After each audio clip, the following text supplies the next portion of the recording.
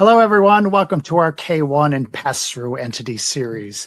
My name is Dave Stoffaker, the Senior Credit Trainer with Lenders Online Training, where we help lending and credit professionals say yes to good loans. I'm joined with Linda Keith, our company's founder and Chief Credit Trainer. Hi, Linda. Hello, hello. Excellent. Today, our question today, as you know, this series has 30 or so questions. Our question today is, how do owners get paid from or within their pass-through entities? Now, we have two pass-through entities that we're going to focus on. A S corporation, which files an S1120S. That's what I'm going to talk about. Now, how we would get paid, normally we'd get paid through wages, right? We're going to get paid through wages, customary for what we do for our profession. That will go through on a W-2. So we do record that on our 1040. We also may get some distributions if we want as well, based on some additional profits. We're paying tax on that, so we may want to take some money out of that. We also may own some real estate and actually lend it to our business. Why not? Now we get paid back through rents, which eventually would flow through to likely our Schedule E or to some entity that we've renting to. The other thing that sometimes is often overlooked is we can actually lend money to our S corporation, or it can lend money to us. And those type of payments will often flow through to our Schedule B sometimes. It may not be necessarily a pass-through item because we are receiving actual money. So we may have to look a little bit deeper into our Schedule B as to where that comes from. So Linda, that was 1120S, our S corporations. What about the 1065 pass-throughs? You know, I'm chuckling, David, because people thought that they knew what 1120S K-1 stuff was all about, and we just gave them 5 ways they can get paid. So if you hadn't really thought through, oh, that's right, they could own the building, they could borrow. There's a lot of ways. And as lenders, we need to not only find them all, but then decide which ones are recurring, what should I count? So that's the S Corp. 1065 filing entities, somewhat similar. First of all, who files? That would be partnerships, general or limited. That would also be, by choice, a limited liability company, or even professional limited liability company, which is your accountants and doctors and such. And so the 1065 filing entities, they do not pay wages. So unlike the S Corp, don't pay wages. Like the S Corp, though, they do make distributions. And they may also pay guaranteed payments. Now, in another one of these series, we will answer the question, what are guaranteed payments and are they actually guaranteed? But I'll just say for now, guaranteed payments are cash to the owner from the 1065 filing entity. They are showing up in a K-1. They are hidden in the 1040. You cannot find them there. And again, we'll have a whole section on guaranteed payments for you.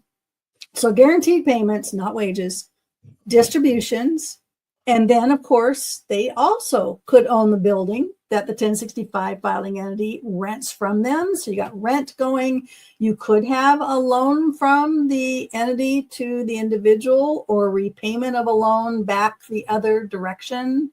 So similar to the 5 ways that the S Corp owners get paid, except substituting guaranteed payments for wages. And I might point out that even with the S Corp, the wages, we see it on the 1040. We don't see the distributions on the 1040 anywhere. So with a 1040 of an S Corp shareholder, you don't know what they are getting paid. And some people will say, well, yeah, but I'll just use wages because isn't that the normal amount? No, not at all. Distributions from an S Corp, you might think that's return on risk, return on reward. It's one of those owner perks. It's like a capital withdrawal. But actually, when I had the S corporation as my main business, I chose how much wages I wanted based on minimizing payroll taxes. And the rest I took in distributions. Had nothing to do with how much is compensation to the officer and how much is return on capital. It just didn't. And it doesn't for anybody else. And something else that came to mind, we were talking about repayment of loans. Repayment of loans actually will show up on a K-1 of an S Corp shareholder, but it's not one we look for normally. We look for distributions, line 19, code of D, Coda V is repayment of loans. And I want to give you one example of how this can work. During the Great Recession, 08, 09, I actually lent my company money. When the business started returning and things were getting good, obviously I wanted that money back.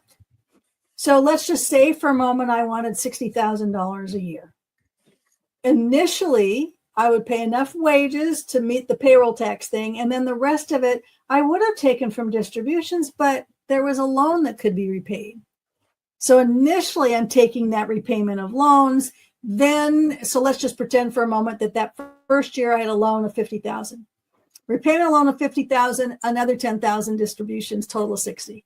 Next year, now that loan is paid off, the $60,000 is all in distributions, but I got $60,000 both years.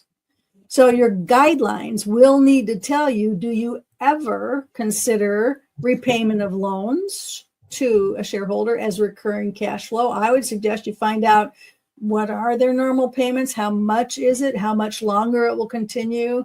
But I wouldn't ignore it completely just because it's not in the distributions and instead is repayment of loans. And I think that was a little bit of a tricky answer. It had a lot of little moving parts to it, but that's partly why you need to actually get a clear understanding of what money is moving, how do I count it, is it recurring, where do I find it? And how owners get paid from their pass-throughs is one of those tricky bits that once you understand it, you're good. But until you understand it, you can double count, leave out, and get confused. Right, David? Yes, we can get confused. There you have it, everybody. How do owners get paid through pass-through entity? And there are a variety of ways, aren't there? Yep. In our future live streams on our K-1 and pass-through entity series, we're going to continue these conversations that focus on items that create some confusing encounters when we're actually underwriting our business loans. A final reminder, we love your questions. We love your comments. Please feel free to contact us at experts@lendersonline.com, experts@lendersonline.com. Once again, thank you very much for coming. We look forward to hearing from you again. Until next time, have a great day.